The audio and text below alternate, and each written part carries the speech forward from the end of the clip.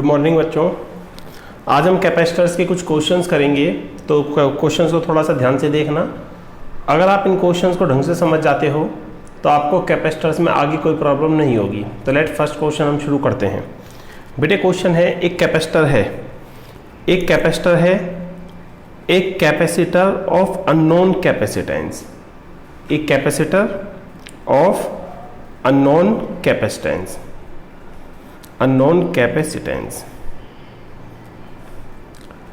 इस चार्ज, उसे चार्ज किया है एट अननोन वोल्टेज। बेटा एक कैपेसिटर है ऑफ अननोन कैपेसिटेंस, आपको उसका कैपेसिटेंस नहीं पता कितना है, और उसे चार्ज किया है अननोन वोल्टेज पर, and charge stored by it is, charge stored by it is 360 microcoulomb. कितना चार्ज है? 360 माइक्रोकूलम।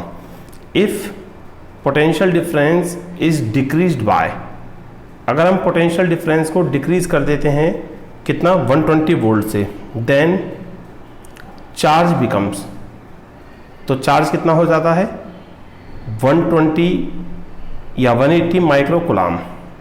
तो फाइंड चार्ज 180 माइक्रोकूलम हो गया। तो आपको फाइंड करना है क्या, कैपेसिटेंस ऑफ कैपेसिटर। एक तो ये बताओ कैपेसिटेंस कितना है, और दूसरा वोल्टेज, उसे कितनी वोल्टेज पर चार्ज किया। ओके, तो पहले उसका कैपेसिटेंस बताओ, फिर वोल्टेज बताओ। सेकंड पार्ट इस क्वेश्चन का अगर हम करना चाहे तो, if potential difference is increased by, अगर हम पोटेंशियल डिफरेंस को इंक्रीज कर दें by 100 volt, find energy stored by it, find energy stored by it. तो अब ये कितनी एनर्जी स्टोर करेगा। तो इस क्वेश्चन में हमारे पास कुछ भी गिवन नहीं है, ध्यान से देखना बच्चों। इस क्वेश्चन में हमें कुछ भी गिवन नहीं है, सिर्फ ये पता है कि अगर हम कैपेसिटर को V वोल्ट पे चार्ज करते हैं तो 360 माइक्रोकूलम चार्ज आता है, और पोटेंशियल डिफरेंस को डिक्रीज कर दे बाय 120 तो चार्ज 180 माइक्रोकूलम हो जाता है। तो कैपेसिटेंस और वोल्टेज बतानी है। क्या बतानी है? कैपेसिटेंस और वोल्टेज। तो लेट सॉल्यूशन शुरू करते हैं। लेट कैपेसिटेंस कितना है कैपेसिटर का, कैपेसिटेंस कितना है C, चार्ज एट पोटेंशियल, कितने पोटेंशियल पर चार्ज किया है, लेट V। तो कैपेसिटेंस है C, चार्ज किया है V वोल्ट पर, तो Q इक्वल टू कितना होता है, Q equal to CV, Q equal to CV। अच्छा, तो पहले Q कितना है 360 माइक्रोफैराड, यानी कि 360 माइक्रो का मतलब 10⁻⁻6 इक्वल टू CV। ये हमारी फर्स्ट इक्वेशन हो गई। क्या हो गई? First equation. अच्छा, नाउ अब पोटेंशियल डिफरेंस कितना हो गया, नाउ पोटेंशियल डिफरेंस बिकम्स, अब इसने क्वेश्चन में कहा है कि पहले जब V वोल्ट पर चार्ज था तो चार्ज था 360 माइक्रोकूलम। अब potential difference is decrease by 120 volt, potential difference को 120 वोल्ट कम कर दिया, तो कितना हो गया, पहले था V, अब हो गया V माइनस 120 वोल्ट। ठीक है। अच्छा, और अब चार्ज कितना हो गया, अब चार्ज हो गया 180 माइक्रोकूलम। तो from Q equal to CV से सॉल्व करो। Q कितना है 180 माइक्रो, कैपेसिटेंस तो वही रहेगा, वोल्टेज को 120 वोल्ट कम कर दिया तो कितनी हो गई, V माइनस 120। ये सेकेंड इक्वेशन आ गई। तो इस तरह से हमारे पास दो इक्वेशंस हो गई हैं, डिवाइडिंग 1/2, डिवाइडिंग 1/2। इक्वेशन 1 को 2 से डिवाइड कर दो, तो देखो 360, चलो लिख लेते हैं, 360 microcoulomb upon 180 microcoulomb equal to CV, इसमें तो है CV अपॉन, इसमें कितना है CV माइनस 120। ठीक है, तो इट गिव्स 2 इक्वल टू, क्योंकि ये पावर से कैंसिल हो गई, 18 2 जा 36, C से C गया, कितना आया V अपॉन V माइनस 120। तो अब तो इसे आप कर सकते हो, क्रॉस मल्टीप्लाई कर लो, 2V minus 240 equal to V। तो V कितना हो गया 240 वोल्ट, कितना हो गया V 240 वोल्ट। तो क्वेश्चन का फर्स्ट पार्ट तो हो गया। अच्छा, अभी इस फर्स्ट पार्ट में क्या है, कैपेसिटेंस और निकालना है। क्या निकालना है? कैपेसिटेंस। अब हम उसके लिए प्रोसीड करेंगे। तो अब हम इस वोल्टेज को इक्वेशन 1 में लगाएंगे। तो इक्वेशन 1 क्या थी, 360 into 10⁻⁻6 equal to CV, voltage कितनी निकली हमारी 240। तो यहाँ से C कितना हो गया 360 इंटू 10⁻⁻6 अपॉन 240 वोल्ट। तो कैपेसिटेंस कितना आएगा, 6 6 जा अपॉन 6 4 जा, तो ये हो गया 3/2 1.5 माइक्रो फैराड। तो कैपेसिटर का कैपेसिटेंस कितना हो गया, 1.5 micro farad. Second point, question के सेकेंड पॉइंट में कहता है कि अगर हम वोल्टेज को 120 वोल्ट बढ़ा दें तो वोल्टेज कितनी हो गई, जितनी पहले थी प्लस उसमें 120, तो वोल्टेज थी 240 में 120 बढ़ाओ कितनी होगी 360। अगर हम वोल्टेज को 120 वोल्ट बढ़ा दें तो एनर्जी स्टोर्ड बताओ, क्या बताओ, एनर्जी स्टोर्ड। तो so energy stored bye capacitor is, तो एनर्जी स्टोर्ड बाय कैपेसिटर कितनी हो गई, हाँ भाई एनर्जी का फॉर्मूला लगा दो, एनर्जी होती है हाफ CV²। कितनी होती है, हाफ CV²। हाफ कैपेसिटेंस कितना निकला 1.5 माइक्रोफैराड, वोल्टेज का स्क्वायर, वोल्टेज कितनी है 360 का स्क्वायर। तो इसे हम सॉल्व करेंगे तो ये आएगा 1/2 इंटू 1.5 इंटू 10⁻⁻6 इंटू 36 का स्क्वायर होता है 1296 इंटू 100 10⁻²। तो इसे हम कैलकुलेटर की हेल्प से सॉल्व कर लेते हैं अभी। तो कैलकुलेटर से सॉल्व करने पर कितना आएगा, तो थोड़ा सा होल्ड करना होगा, कैलकुलेटर ये आ गया। तो कितना आएगा 1.5 divided by 2 divided by 1.5 divided by 2 equal to multiply by 1296 972 कितना आ गया 972। अच्छा इसके बाद 10⁻⁻ कितनी आएगी, 10⁻⁻ आएगी -4, कितनी आएगी -4, तो उसको यहाँ लगा दिया। अब बची 10⁻⁻3, -3 का मतलब मिली जूल। तो अब कैपेसिटर में इतनी एनर्जी स्टोर्ड है। तो ये हमारा आंसर आ चुका है। अब हम इसी बेस पर एक दूसरा क्वेश्चन शुरू करते हैं, लेट्स सी। तो बेटे अब नेक्स्ट क्वेश्चन शुरू करते हैं हम, क्वेश्चन नंबर 2। तो फर्स्ट क्वेश्चन तो हो गया, आई होप ये सबको समझ आया होगा। देखो सेकंड क्वेश्चन में हमें एक सर्किट दिया है, जैसे ये दो कैपेसिटर्स हैं, एक कैपेसिटर ये हो गया, यहाँ बैटरी हो गई, एक कैपेसिटर यहाँ हो गया और एक बैटरी हो गई। काफ़ी कॉमन क्वेश्चन है और काफ़ी डाउट वाला क्वेश्चन है। देखो क्वेश्चन में कहता है दो कैपेसिटर्स हैं, कैपेसिटेंस कितना C1 और C2, ये दो बैटरीज हैं, वो इनकी EMF कितनी है E1 और E2। अच्छा अब यहाँ सेल लगे हुए हैं, सेल लगे हुए हैं तो दोनों कैपेसिटर्स चार्ज होंगे, यहाँ चार्ज -Q यहाँ +Q, ऐसे इस पर +Q -Q। क्वेश्चन में कहता है find potential difference across each capacitor, find potential difference across each capacitor. तो सॉल्यूशन देखते हैं, दोनों कैपेसिटर्स का पोटेंशियल डिफरेंस बताओ कितना कितना है। अच्छा इफ़ कंडीशन हो रहा है if E2 is greater than E1, अगर E2 E1 से बड़ा है तो इस सेल की वोल्टेज इससे ज़्यादा है। अब इस क्वेश्चन में कोई टफनेस नहीं है, इसमें कोई टफनेस नहीं है, ध्यान से सुनना। देखो आप लोगों ने 10th में पढ़ा होगा कि करंट की डायरेक्शन होती है पॉजिटिव से नेगेटिव, करंट की डायरेक्शन क्या होती है पॉजिटिव से नेगेटिव। तो देखो इसका करंट तो ऐसे जाएगा, पॉजिटिव से ऐसे जाएगा ना करंट, पॉजिटिव से नेगेटिव, और इसका करंट जाएगा ऐसे पॉजिटिव से नेगेटिव, पॉजिटिव से नेगेटिव।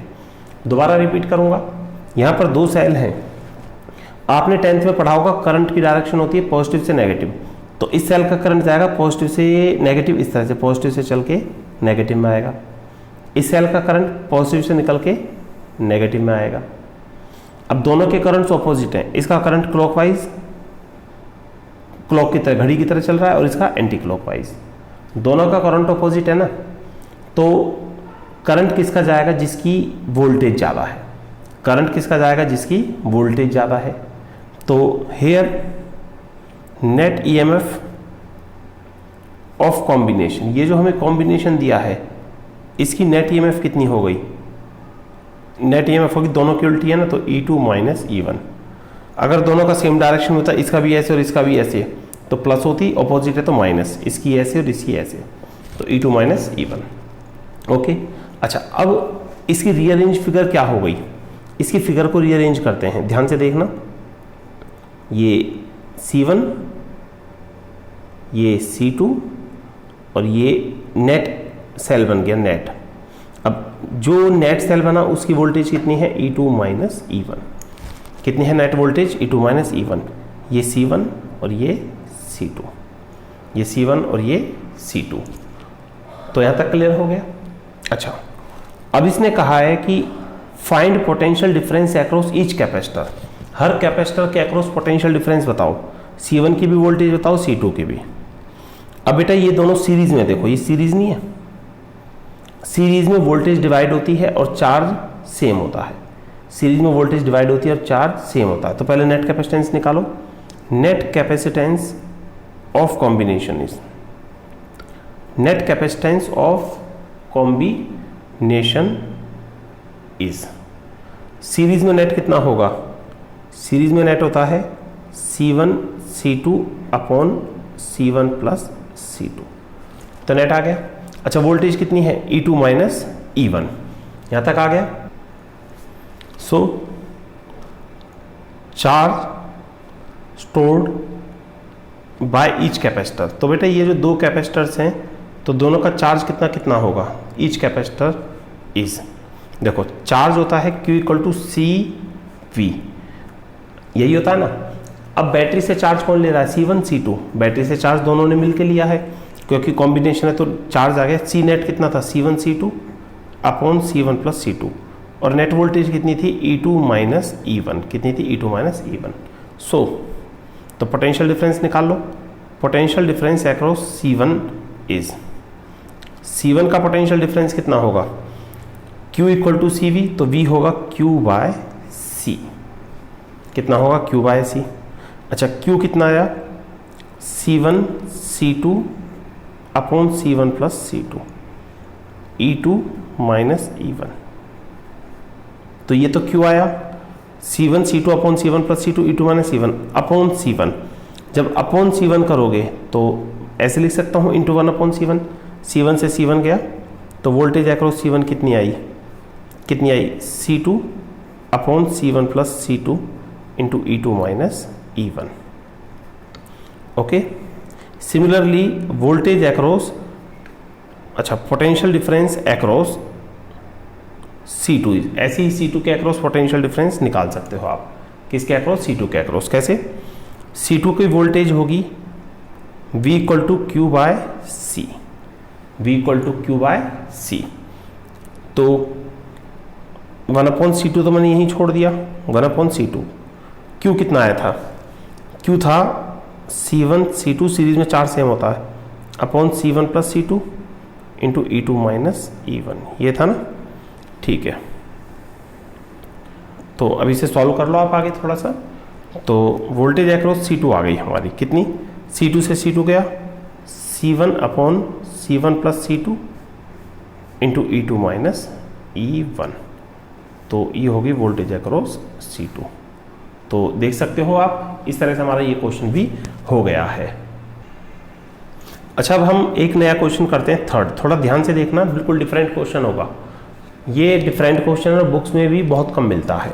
देखो ध्यान से सुनो बेटे, आपके दो कैपेसिटर्स हैं, उनके चार्ज और वोल्टेज के ग्राफ्स बना दिए हैं।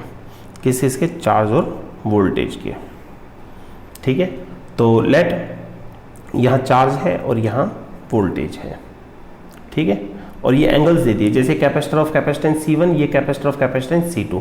ये एंगल कितना है, 30 डिग्री, और ये एंगल कितना है, 60 डिग्री, ठीक है।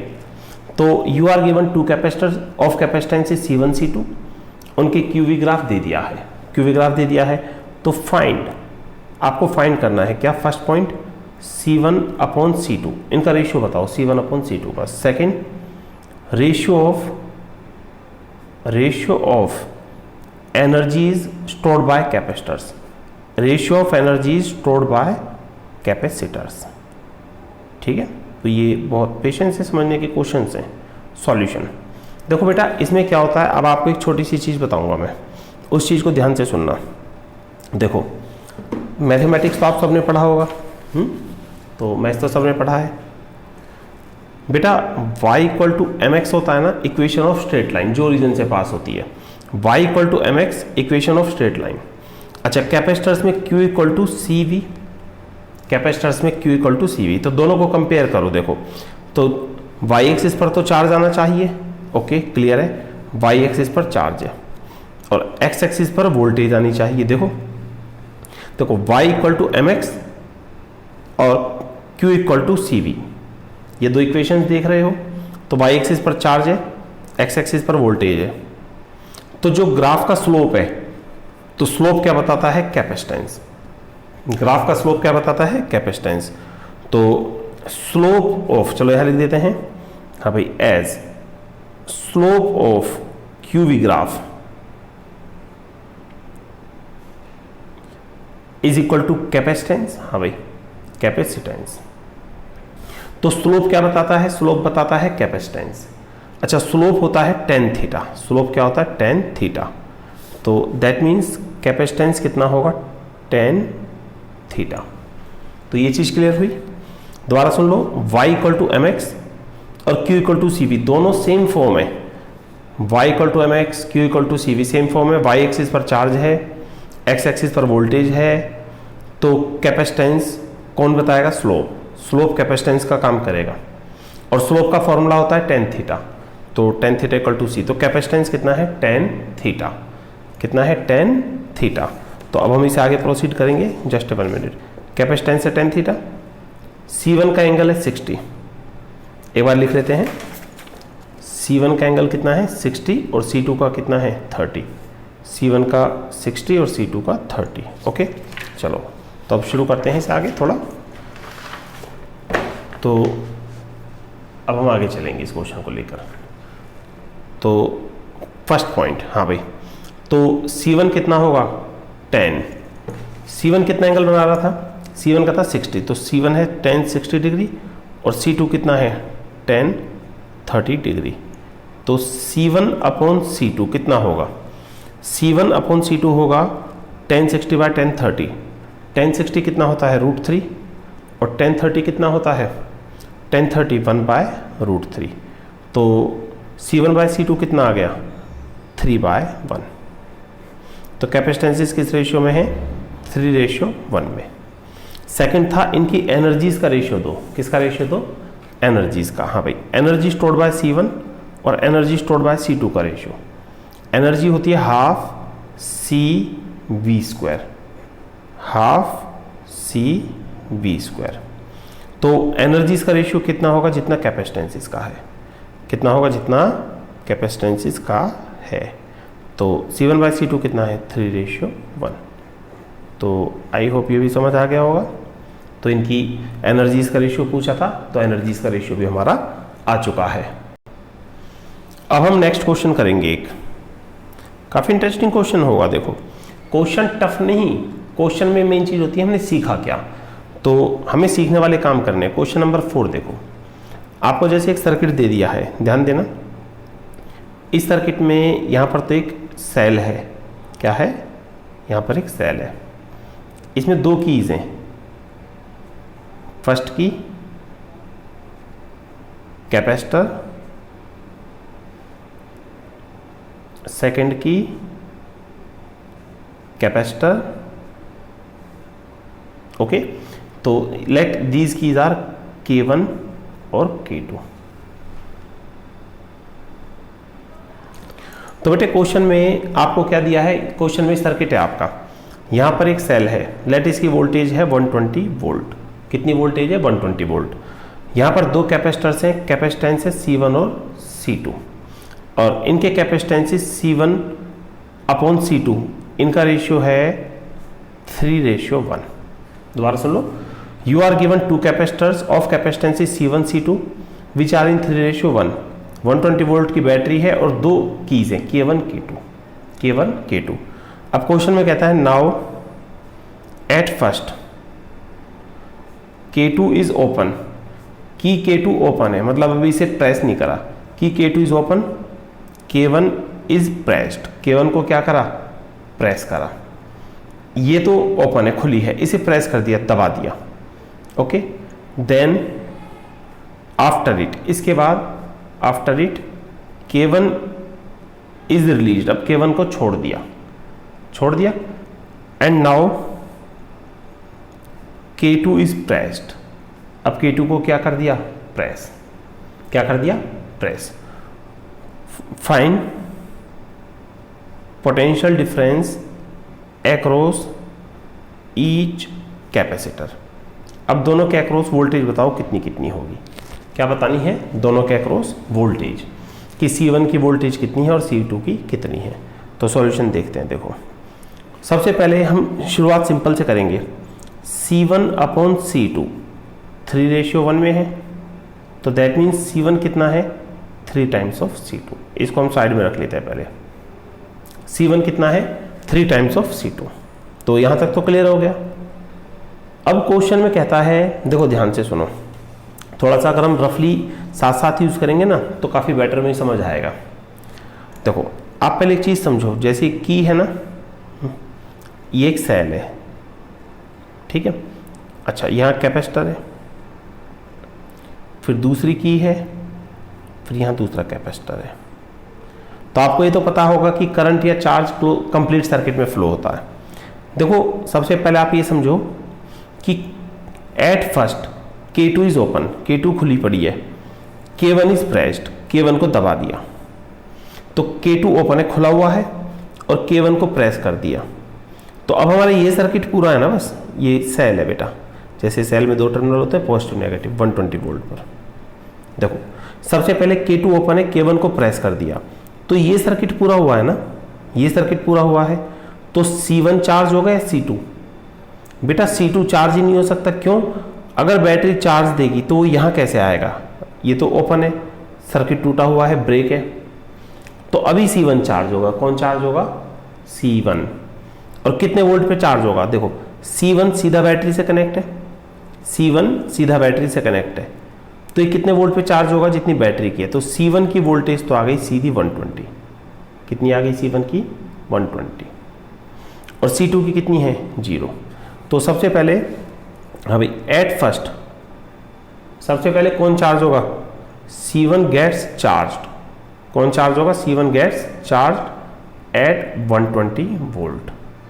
तो C1 120 वोल्ट पर चार्ज हो गया। तो C1 की वोल्टेज 120 और C2 तो अनचार्ज है, C2 की कितनी? 0। ओके, तो यहां तक तो क्लियर हो गया होगा। ओके, अब आगे क्वेश्चन में कहता है कि, एक सेकेंड, थोड़ा सा पेज पलट लेते हैं पहले, ठीक है। ये ध्यान है, C1 120 वोल्ट पर है और C1 कितना है? 3C2। क्लियर। देखिए अब आगे। हाँ भाई, अब फिर क्वेश्चन में कहता है कि अब इसको खोल दिया, यहां से ये खोल दिया, तब ये सर्किट तो ब्रेक हो गया। एक सेकेंड, जैसे ये की थी, क्या थी की, ये C1, ये बैटरी। बेटा C1 120 वोल्ट पे चार्ज हो चुका है। अभी जो दूसरी की थी, क्या थी दूसरी की? ये वाली, इसको दबा दिया। अब आप खुद देखो, ये 120 वोल्ट पर चार्ज है और ये अनचार्ज था, तो ये चार्ज है, ये अनचार्ज है। तो जब दो कैपेसिटर्स को मिलाते हैं तो चार्ज फ्लो करेगा हाई पोटेंशियल से लो। तो चार्ज फ्लो करेगा हाई पोटेंशियल से लो, कब तक? जब तक दोनों का पोटेंशियल सेम ना हो जाए। तो चार्ज यहां से यहां तक जाएगा, कब तक? जब तक दोनों का पोटेंशियल सेम ना हो जाए। That is known as common potential. That is known as common potential. तो अब शुरू करते हैं। ऑन रिलीजिंग, अब हमने रिलीज कर दिया, छोड़ दिया किसको? K1 को। K1 and K2, pressing K2, और हम K1 को छोड़ देते हैं और K2 को दबा देते हैं, ठीक है। तो कॉमन पोटेंशियल इज, तो कॉमन पोटेंशियल कितना होगा? कॉमन पोटेंशियल इज, थोड़ा सा साइड में रख लेते हैं ताकि देखते रहो। देखो, ये पहले केस में 120 वोल्ट पे चार्ज हो चुका है, अब इस की को खोल दिया तो ये सर्किट तो ब्रेक हो गया। क्या हो गया? ब्रेक, ठीक है। अब इसको दबाएंगे तो ये कंप्लीट हो गया।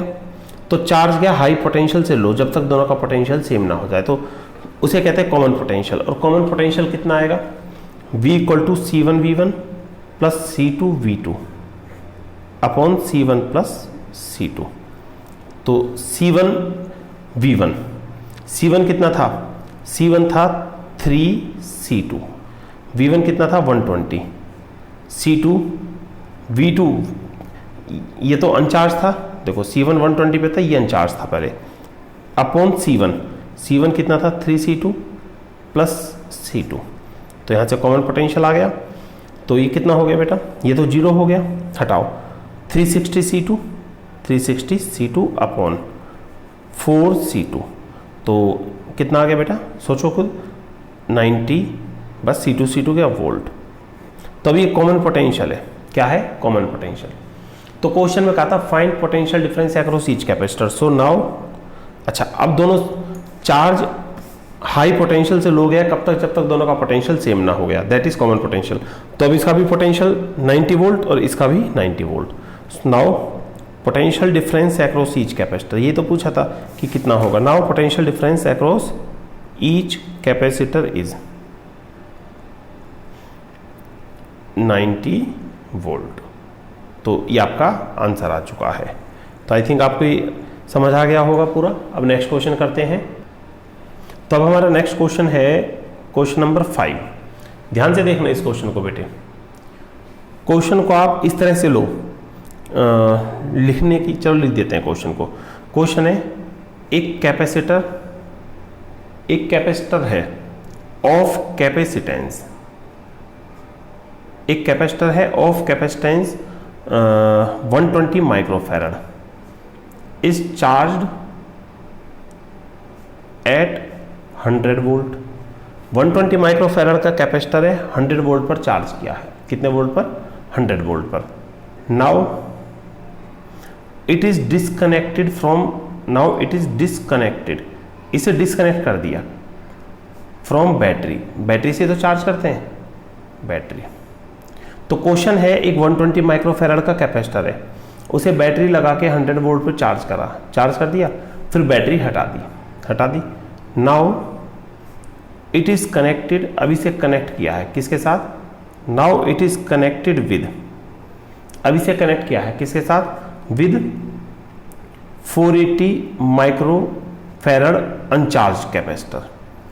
अभी से कनेक्ट कर दिए 480 माइक्रोफैरड के अनचार्ज कैपेसिटर के साथ। किसके साथ? अनचार्ज कैपेसिटर के साथ।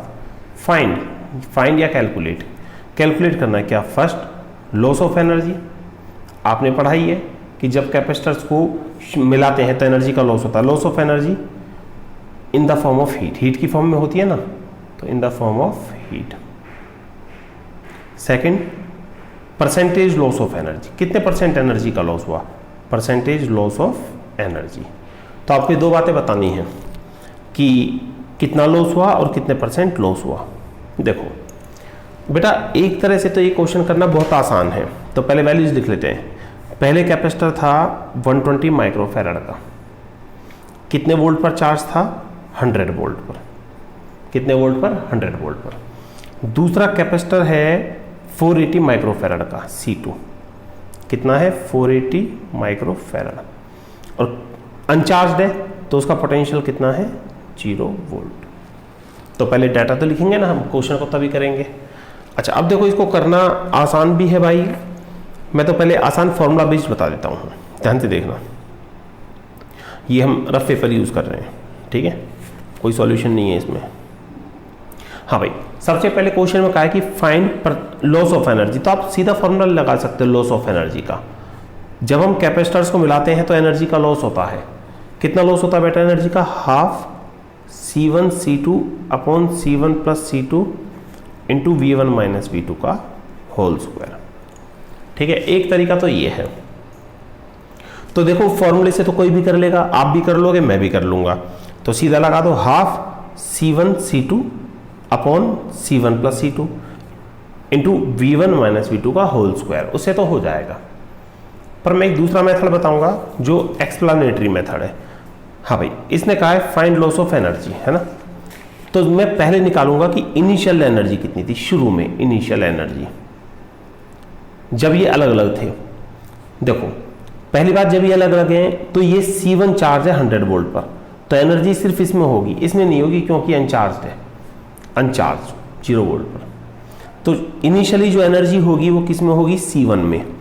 इनिशियली जो एनर्जी होगी वो C1 में होगी क्योंकि C1 चार्ज है 100 वोल्ट पे, C2 में कोई एनर्जी नहीं होगी। क्लियर।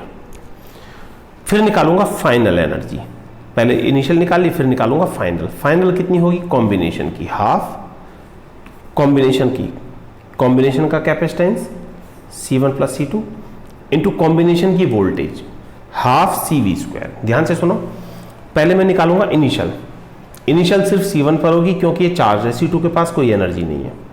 फिर निकालूंगा फाइनल एनर्जी होगी कॉम्बिनेशन की, जब इनको मिला दिया, इट इज कनेक्टेड, ठीक है। कॉम्बिनेशन की कितनी होगी, हाफ CV स्क्वायर, तो C कॉम्बिनेशन का कैपेसिटेंस V स्क्वायर, ये V होगी कॉमन पोटेंशियल, क्योंकि मिला दिया ना दोनों को, कॉमन पोटेंशियल। ओके, तो सबसे पहले इनिशियल निकाल लो, फिर कॉमन पोटेंशियल निकालो। पहले इनिशियल एनर्जी निकाली, फिर कॉमन पोटेंशियल, फिर यहाँ लगा दो, फिर आ जाएगा। तो खैर अब हम स्टेप्स में सॉल्व करेंगे, फिर आगे बातें करेंगे, ठीक है। तो सबसे पहले इनिशियल एनर्जी ऑफ कॉम्बिनेशन, हाँ भाई, initial energy of combination is, हाँ भाई, इनिशियल एनर्जी कितनी होगी शुरू में, U1 लिख देते हैं, चलो U1 कितनी होगी, जितनी, चलो एक काम करते हैं, चलो ऐसे लिख देते हैं, इनिशियल एनर्जी ऑफ कॉम्बिनेशन कितनी होगी, जितनी C1 के पास है, हाफ C1 V1 स्क्वायर। इसकी कोई एनर्जी नहीं है क्योंकि अनचार्ज है, दैट इज हाफ C1 कितना है 120 माइक्रो फैराड इंटू V1 का स्क्वायर 100 का स्क्वायर, कितने का स्क्वायर 100 का स्क्वायर। तो यहां से हमारी कितनी आ गई U1, अभी कितनी आ गई 60 इंटू 10 रेज़ पावर, जरा कर लेते हैं, पहले 60 है 10 रेज़ पावर -2, चलो अब 60 लिख देते हैं, फिर -2 जूल। लो जी, ये आ गई इनिशियल शुरू की एनर्जी पहली बार में, आई लगा देते हैं इसे, आई क्लियर है, 60 into 10 rays power -2 joule. Okay, अब थोड़ा सा पेज पलटेंगे, तो एक बार मैं वैल्यूज लिख लेता हूँ ताकि आपको प्रॉब्लम ना हो। C1 कितना था 120 माइक्रो फैराड, C2 कितना 480 है ना। अच्छा, पहला कैपेसिटर 100 वोल्ट पर चार्ज है, दूसरा अनचार्ज है, तो अब इस डाटा को उठाएंगे, ठीक है भाई। ओके, इनिशियल एनर्जी आ गई, अब निकालते हैं कॉम्बिनेशन की। अब किसकी एनर्जी निकालते हैं, कॉम्बिनेशन की, देखते हैं।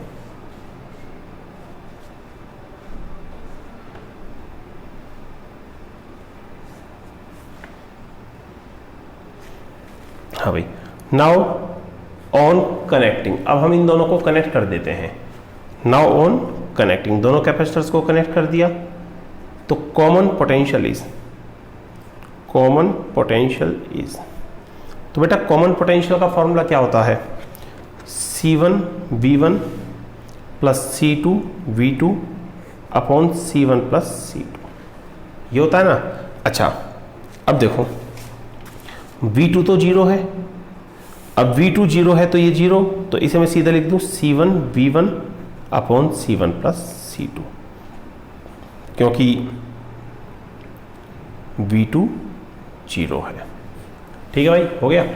तो C1 V1 डाटा आपके सामने है, C1 कितना है 120 माइक्रो फैराड, C1 V1 कितना है 100 अपॉन C1 प्लस C2 कितना आएगा 120 प्लस 480 600 माइक्रो फैराड। तो यहाँ तक तो क्लियर हो गया होगा आई थिंक। तो दैट इज कितना आ जाएगा, यहीं से कर लेते हैं, ये पावर्स कैंसिल हो जाएंगी, 2 0 से 2 0 गई, ओ माय गॉड, ये तो 20 वोल्ट आ गया, कितना आ गया 20 volt. Now energy of combination is, हाँ भाई, अब एनर्जी ऑफ कॉम्बिनेशन कितनी हो गई, एनर्जी ऑफ कॉम्बिनेशन इज, देखो कॉम्बिनेशन की फाइनल एनर्जी, कॉम्बिनेशन की होगी हाफ CV स्क्वायर, तो कॉम्बिनेशन का capacitance V square common potential. तो अब फाइनल एनर्जी कितनी आ गई final energy half C1 plus C2 600 होगा, वो 600 micro farad, V square voltage कितनी है 20 का स्क्वायर। तो फाइनल एनर्जी देखो एक बार देख लो, कभी ये कहो C1 प्लस C2 600 कैसे है 120 और 480, ठीक है 600 माइक्रो फैराड। ओके, अब ये कितना आ गया भाई, ये हो गया 300 इंटू 10⁻⁻⁶ इंटू कितना हो गया 400। तो ओहो, ये तो काफ़ी आसान हो जाएगा आपके लिए। तो कितना आएगा बताओ, मैं तो इतना जानता नहीं हूँ। 12, हाँ 12 इंटू 10⁻⁻² जूल। भाई फाइनल इतनी आ गई ना, 4 3 12 और 2 और 2 4 0 हो गई, 10⁻⁻² बचा। ओके, तो अभी एक मिनट, लेट्स सी। पहले एनर्जी कितनी थी कॉम्बिनेशन जब दोनों अलग थे, देखो इनिशियल, ध्यान से देखो, एक सेकेंड, हाँ I think this one is better. देखो इनिशियल एनर्जी कितनी थी 60 इंटू 10⁻², अब कितनी हो गई 12 इंटू 10⁻²। तो पहले थी 60, अब हो गई 12, तो कितना लॉस हुआ 48 का। तो so loss of energy, so loss of energy is कितनी हो गई इनिशियल माइनस फाइनल, तो 60 इंटू 10⁻² माइनस 12 इंटू 10⁻², तो initial minus final that is कितना हो गया 48 इंटू 10⁻² जूल। इतना लॉस हो गया भाई। तो पहले थी 60, अब हो गई 12, 48 का लॉस हो गया। Second part, percentage loss of energy, percentage loss of energy. हाँ भाई, परसेंटेज लॉस कैसे निकालोगे? परसेंटेज लॉस होगा लॉस ऑफ एनर्जी, परसेंटेज तो ऐसे निकालते हैं ना, कितना लॉस हुआ अपॉन इनिशियल एनर्जी। इनिशियली कितनी थी भाई? इनिशियली 60 थी, 60 में से 48 का लॉस हो गया, इनिशियल एनर्जी इंटू 100, तो कितना आया? लॉस तो हुआ 48, इनिशियल थी कितनी 60, 60 में से 48 का लॉस हो गया, तो बची कितनी? अब आप तो ज़्यादा जानते हो, कट कट, ठीक है, ये पावर्स कैंसिल होगी, 0 से 0 गया, 80%। कितना लॉस हो गया? 80% लॉस हो गया in the form of heat. किस फॉर्म में लॉस हुआ बेटा? In the form of heat. I think यहाँ तक सबको आ जाएगा, अगर आप वीडियो देखोगे एक बार में समझ आ जाएगा। अब ऐसे ही एक आसान सा क्वेश्चन कर लेते हैं, क्वेश्चन नंबर 6, ठीक है, क्योंकि देखो इजी और हार्ड कुछ नहीं होता, इट डिपेंड्स ऑन यू, ये आपके ऊपर डिपेंड करता है कि आप क्वेश्चन को कैसे सोचते हो। तो शुरू करते हैं। देखो क्वेश्चन में कहता है capacitance of two capacitors are in, capacitances of two capacitors are in 2:3। किस में है? 2:3 में, ठीक है। Maximum and minimum capacitances of their combination are C1 and C2, ठीक है। फाइंड C1 अपॉन C2, ये क्वेश्चन है आपका। पहले क्वेश्चन को समझो। देखो क्वेश्चन में कहता है बेटे, क्वेश्चन में कहता है आपके पास दो कैपेसिटर्स हैं। कितने कैपेसिटर्स हैं? दो। दोनों के कैपेसिटेंसेस 2:3 में है। किस में है? 2:3 में। अच्छा, उनके कॉम्बिनेशन के, देयर कॉम्बिनेशन, उनके कॉम्बिनेशन के मैक्सिमम और मिनिमम कैपेसिटेंस, उनके कॉम्बिनेशन के मैक्सिमम और मिनिमम कैपेसिटेंसेस C1 C2 हैं। क्या है? C1 C2। तो C1 अपॉन C2 का रेशियो बताओ, C1 अपॉन C2 का। लेट कैपेसिटेंसेस ऑफ कैपेसिटर्स आर, मान लो आपको जो कैपेसिटर्स दिए हैं इनके कैपेसिटेंसेस क्या हैं? एक काम करते हैं, C1 C2 तो इसने लिख दिया, C एंड C डैश। जो कैपेसिटर्स दिए उनके कैपेसिटेंसेस C और C डैश हैं, तो C और C डैश का रेशियो कितना हो गया? 2:3। कितना हो गया? 2:3। तो C कितना हो गया? C कितना हो गया? 2/3 C डैश। C कितना हो गया? 2/3 C डैश। अच्छा, अब इसने कहा है कि maximum and minimum capacitances of their combination, combination का मैक्सिमम कैपेसिटेंस है C1। कितना है? मैक्सिमम। नाउ हाँ भाई, मैक्सिमम कैपेसिटेंस कितना है? C1। अच्छा, कैपेसिटर्स का मैक्सिमम कैपेसिटेंस कब आता है? जब वो पैरेलल में होते हैं। कैपेसिटर्स के कॉम्बिनेशन का मैक्सिमम कैपेसिटेंस कब आता है? जब वो पैरेलल में होते हैं। और पैरेलल में कितना होता है? दोनों का सम। कितना होता है? दोनों का सम। अच्छा, तो that is C1 equal to C plus C dash. कितना है? C plus C dash. चलो इसको रख लेते हैं, अभी सॉल्व नहीं करते, तो आगे जाके हो सकता है इससे बेटर हो जाए। ठीक है। एंड मिनिमम कैपेसिटेंस कितना होता है कॉम्बिनेशन का? मिनिमम होता है C1 C2 upon C1 plus C2। अरे मिनिमम सीरीज में आता है ना, तो मिनिमम होगा फर्स्ट कैपेसिटर का इंटू सेकेंड का अपॉन फर्स्ट का प्लस सेकेंड का। तो मिनिमम कितना आ गया? तो वैल्यूज़ लगानी है वैल्यूज़ लगा दो, और नहीं लगानी तो मत लगाओ। तो चलो लगा लेते हैं। C1 कितना आ गया भाई? C1 C plus C dash. C कितना है? 2/3 C dash plus C dash. तो हमारा C1 कितना आया? कितना आ गया? 5/3 C डैश, 5/3 C डैश। अच्छा, और यहाँ लगाओ C कितना है? 2/3 C डैश। C है 2/3 C dash into C dash upon 2/3 C dash plus C dash. तो मिनिमम कितना आ गया? हाँ भाई, कितना आया? 2/3 C dash into C dash upon 5/3 C dash. थोड़ा C बड़ा कर देते हैं। तो मिनिमम कैपेसिटेंस कितना आ गया? 3 से 3 कैंसिल हुआ, तो ये आया 2/5 C डैश। ओके। अच्छा, एक सेकेंड, मिनिमम निकाला ना हमने। Maximum and minimum C1 C2 है, तो मिनिमम है हमारा C2। क्या है ये? C2। तो इसने पूछा है C1 अपॉन C2 बताओ, तो C1 अपॉन C2 कितना हो गया? C1 है 5/3 C dash upon C2। C2 कितना है? 2/5 C डैश। कितना है? 2/5 C डैश। तो C1 अपॉन C2 कितना आ गया? 5 ऊपर गया, 25/6। कितना आ गया बेटा? 25/6। तो हमारा ये क्वेश्चन हो चुका है, आप देख सकते हो। तो एक्चुअल में मिनिमम कैपेसिटेंस है ना जो, वो C2 है। यहाँ पर लिखा हुआ है कि maximum and minimum are C1 C2। तो C1 तो हो गया मैक्सिमम और C2 हो गया मिनिमम। तो उससे हमने ये सॉल्व कर दिया। ये क्वेश्चन कंप्लीट हो चुका है, देख सकते हो। अब एक क्वेश्चन और करते हैं, क्वेश्चन नंबर 7। बेटे क्वेश्चन नंबर 7 क्या कहता है? देखो ऐसे ही एक सर्किट बना लेते हैं। लेट ये बैटरी है। क्या है? बैटरी।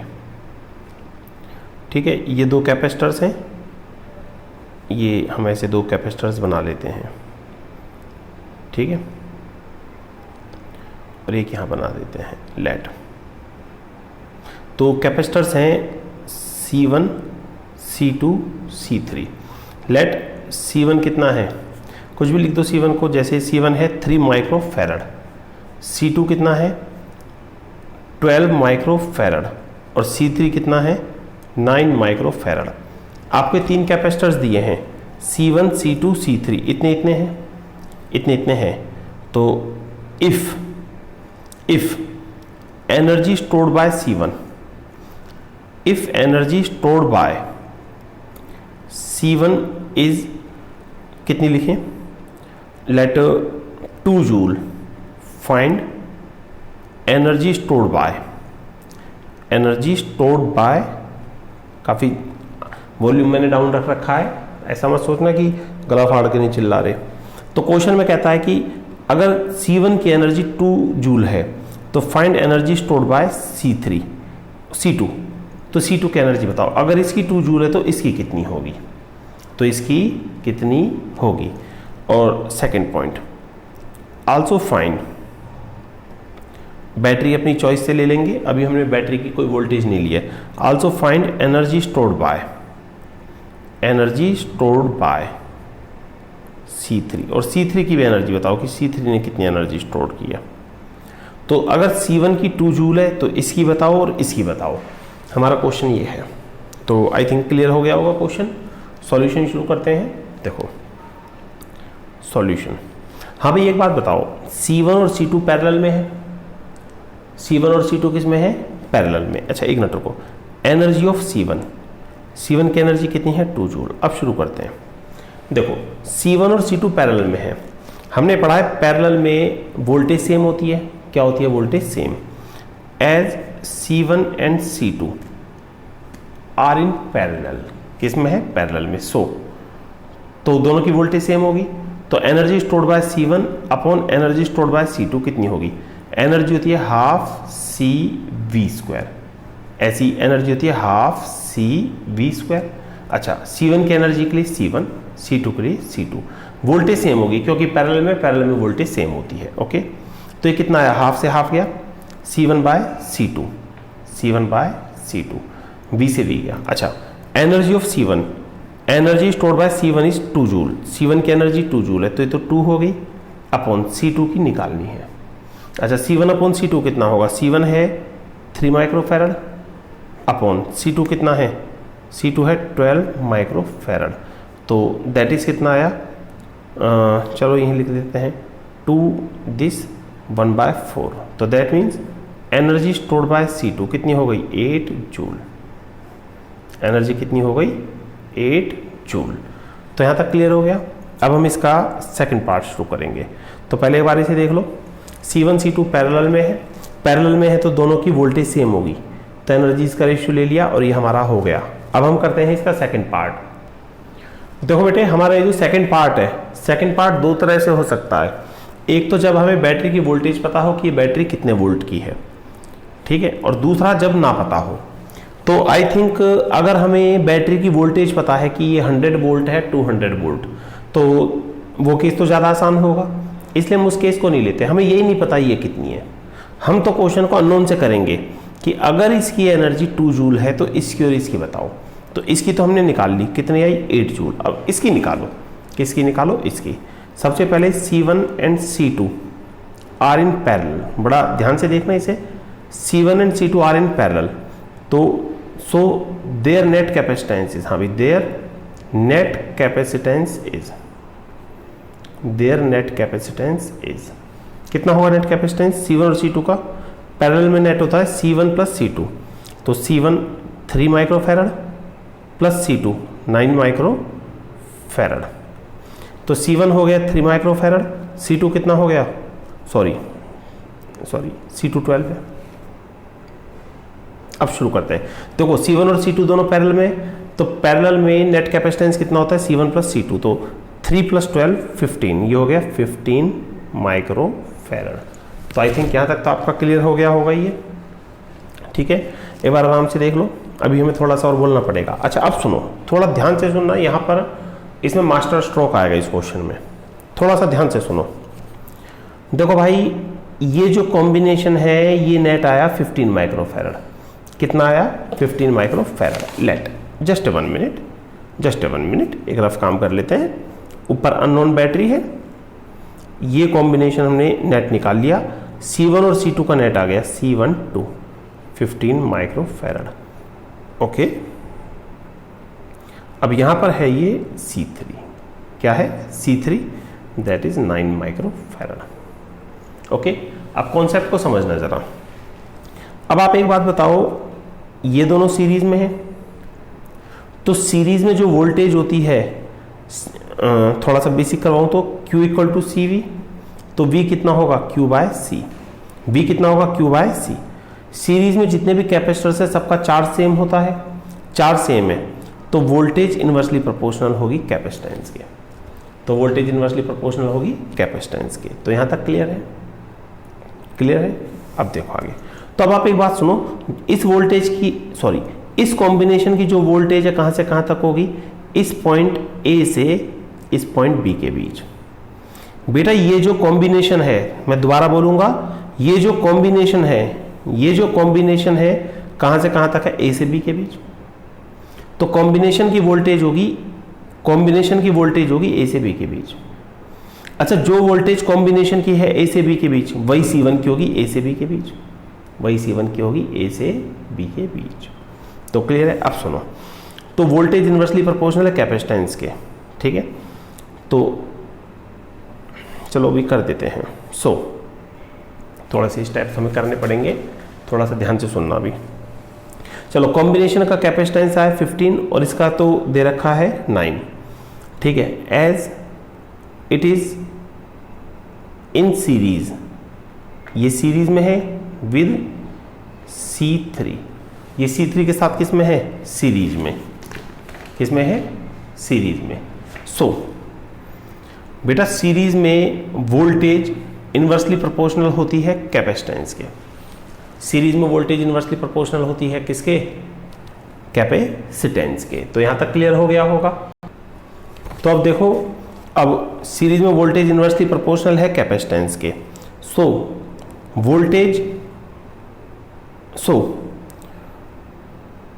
चलो वोल्टेज ले लेते हैं। वोल्टेज एक्रॉस कॉम्बिनेशन C12 की और वोल्टेज एक्रॉस C3 की वोल्टेज कितनी कितनी होंगी? C3 upon C12, C3 upon C12। तो यहाँ तक क्लियर हो गया। C3 कितना है? 9 माइक्रोफैरड अपॉन C12 कितना है? 15 माइक्रोफैरड। तो voltage across C12 upon voltage across C3 कितना आ गया? 3/5। तो दोनों की वोल्टेजेस किस रेशियो में हो गई? 3:5 में। अब हम कॉम्बिनेशन की एनर्जी और C3 की एनर्जी का रेशियो ले लेते हैं नाउ।